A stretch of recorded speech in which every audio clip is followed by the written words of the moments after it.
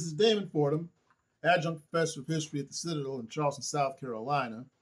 And I'm here to talk about a problem that's often had by a lot of people.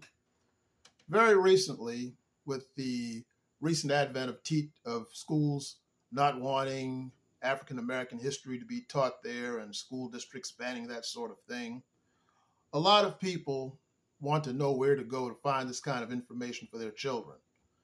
A young lady came up to me recently and asked me what type of books could she get for her children to know about African American history. And I said, well, here's what you do.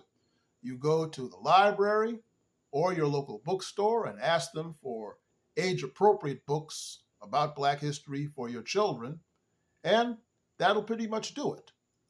And she said, but wait a minute, I don't want those people to think that I'm ignorant when they ask me that question.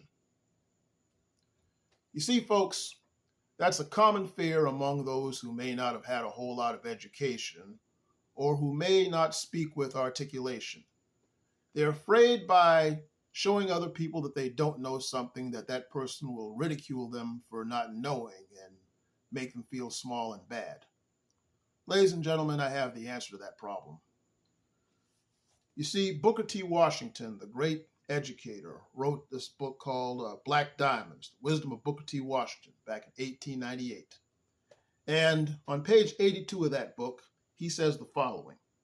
He says, never get to the point where you will be ashamed to ask anybody for information. The ignorant man will always be ignorant if he fears that by asking another for information, he will display ignorance. It is better once to display ignorance on a certain subject than to always know nothing of it. In other words, ladies and gentlemen, it's always better to ask a question when you don't know something than to never learn it at all. But wait a minute, you might say. What if the other person acts arrogant and makes fun of me for not knowing that? Very simple.